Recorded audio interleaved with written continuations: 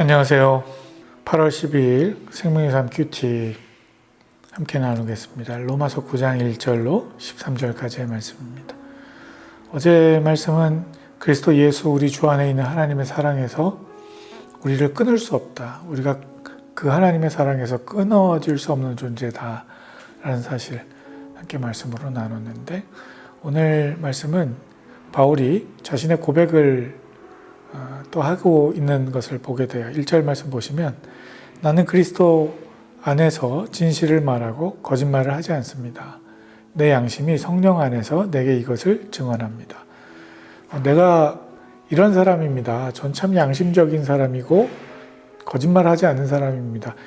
바울이 자신을 그렇게 자랑하려고 하는 이야기가 아니고, 앞으로 이제 하고 있는 이야기들이 자신의 진심이다라는 이야기를 하려고 먼저 이야기를 꺼내는 거죠. 그럼 무슨 이야기 하는지 한번 보시죠. 2절, 곧 내게 큰 근심이 있다는 것과 내 마음에 끊임없는 고통이 있다는 것입니다. 바울은 자신의 그 삶 속에 큰 근심과 끊임없는 고통이 있다고 해요. 어떤 근심과 걱정이, 고통이 있다고 말합니까? 3절, 나는 내 형제 곧 육신을 따라 된 내 동족을 위해서라면 나 자신이 저주를 받아 그리스도에게서 끊어진다 할지라도 좋습니다. 어떤 것으로도 그리스도의 사랑에서 하나님에게서 끊어질 수 없다고 고백했던 바울이 심지어는 자신이 그리스도에게서 끊어질지라도 이것만은 지켜야 되겠다라고 하고 있는 일이 있는 거예요. 그게 뭐냐면 내 형제, 내 동족을 위한 일입니다. 이게 바울이 가지고 있는 큰 근심과 걱정의 대상이에요. 그 동족이 어떤 사람들인지를 4절, 5절에서 설명하는데, 내 동족은 이스라엘 사람입니다. 그들에게는 양자됨과 영광과 언약들과 율법을 세우심과 예배와 약속들이 있고, 조상도 그들의 것이요 육신으로는 그리스도도 그들에게서 나셨습니다. 그분은 만물 위에 계시고 영원토록 찬양받으실 하나님이십니다. 아멘. 그렇게 걱정하고 큰 근심으로 염려하며 바라보는 그 동족 이스라엘은 좋은 점들이 참 많아요. 양자됨, 영광과 언약들과 율법을 세움과 예배와 약속들이 있어요. 더구나 그 육신의 혈통을 통해서 그리스도까지 태어나셨던 정말 선택받은 민족인 거죠. 그런데 왜 그런 선택받은 좋은 민족을 근심하고 염려할까요? 그 민족 안에 하나님의 뜻을 거역하는 또 죄 가운데 있는 그런 삶이 있기 때문인 거죠. 근데 6절 말씀 보시면, 그러나 하나님의 말씀이 파기된 것 같지는 않습니다. 그런 죄악된 삶이 있음에도 불구하고 하나님이 약속을 파기하시지 않으신다는 거죠. 이스라엘에게서 난 사람들이라고 해서 다 이스라엘이 아니고, 7절, 아브라함의 씨라고 해서 다 그의 자녀가 아니기 때문입니다. 오히려 이삭에게서 난 자라야 내 씨라고 불릴 것이다 라고 하셨습니다. 하나님이 부르고 있는 민족, 하나님이 부르시는 하나님의 백성에 대한 설명을 이루어갑니다. 이삭에게서 난 자라야 내 씨라 불릴 것이다 했다는 거죠. 8절, 곧 육신의 자녀가 하나님의 자녀가 아니라 오직 약속의 자녀가 씨로 여김을 받는다는 것입니다. 그 혈통, 그 육신의 자녀가 아니라 약속의 자녀. 근데 우리가 약속의 자녀 하면 떠오르는 스토리가 있죠. 아브라함에게 하나님께서 자녀를 약속해 주셨던, 그래서 태가 끊어지고 또 100세가 다 된 아브라함이 자손을 이어가게 되는, 이건 우리 안에 있지 않은, 육신에게서는 불가능한 하나님의 약속의 자녀라는 사실을 입증하기 위해서 하나님이 만들어 가시는 상황인 것인데, 그 약속의 자녀를 이야기합니다. 9절, 약속의 말씀은 이것입니다. 내년 이맘때 내가 올 것이니 사라에게 아들이 있을 것이다. 그래서 아브라함의 그 후손에 관한 이야기를 쭉 이어가시는데 10절 그뿐이 아닙니다. 리브가가 또한 우리 조상 이삭 한 사람으로 인해 임신했는데 11절 그 자식들이 아직 태어나지도 않고 또 어떤 선이나 악을 행하기도 전에 택하심을 따라 되는 하나님의 뜻이 12절 행위로 인하지 않고 오직 부르시는 분으로 인해 서게 하시려고 리브가에게 말씀하시기를 큰 자가 어린 자를 섬길 것이다 라고 하셨습니다. 무슨 이야기를 하는 거냐 하면 그 약속의 자녀가 그 이삭 한 사람으로 인해서 다시 그 자녀들이 에서와 야곱이 태어나게 되잖아요.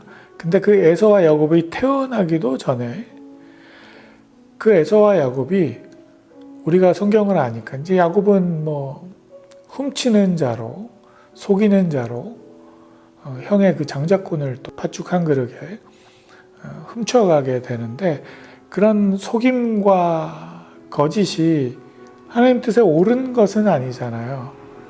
그럼 정죄함을 받아야 되는 거죠. 근데 그런 행위로 인한 정죄함과 선함이 채 발생하기도 전에 선이나 악을 행하기도 전에 택하심을 따라 되는 하나님의 뜻, 하나님이 미리 택하신 하나님의 계획이 있으셨다는 거예요. 그래서 그것이 12절에 행위로 이루어지는 것이 아니고 오직 부르시는 분으로 인해서 서게 된다는 이야기를 하는 겁니다. 그게 뭐라고 말씀하셨다는 거예요? 큰 자가 어린 자를 섬길 것이다 라는 하나님의 뜻. 그래서 큰 자, 에서가 어린 자, 야곱을 섬길 것이다 라는 하나님의 계획이 이미 있으셨다는 거예요. 그래서 13절 기록되기를 내가 야곱은 사랑하고 에서는 미워했다라고 한 것과 같습니다. 과거의 구약의 기록이 내가 야곱은 사랑하고 에서는 미워했다는 이 말씀을 이루어가기 위해서 하나님이 리브가에게 큰 자가 어린 자를 섬길 거다라는 말씀을 미리 점지해 말씀하셨다는 거죠. 근데 이 말씀이 우리가 그러니까 말씀을 오해하면 안 되는 게 하나님이 편애하시는 분이신가? 분명 누가 선하고 누가 악한지, 누가 속임을 저지르고 누가 속고 있는지를 분명히 우리가 보게 되는데 왜 하나님이 어떻게 보면 세상에서 이 순리를 따라가시지 않고 속이는 자의 편에 서실까? 왜 야곱을 편애하실까 생각하게 되는데 이건 그런 의미가 아니라 하나님이 누구를 편애하고 누구를 이런 의미가 아니고 하나님이 계획하신 하나님의 뜻이 하나님의 그 약속이 성취된다라는 것을 이 에서와 야곱의 인생을 통해서 보여주시는 겁니다. 그들의 어떤 인생의 행위 때문에 이런 일들이 일어나는 게 아니고 이건 하나님의 계획이다라는 사실을 우리로 보게 하는 거예요. 그래서 우리가 기억해야 되는 건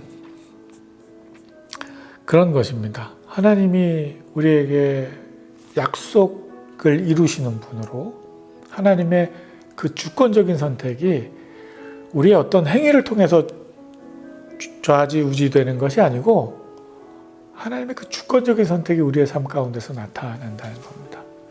정하신 하나님의 계획이 있다는 거예요.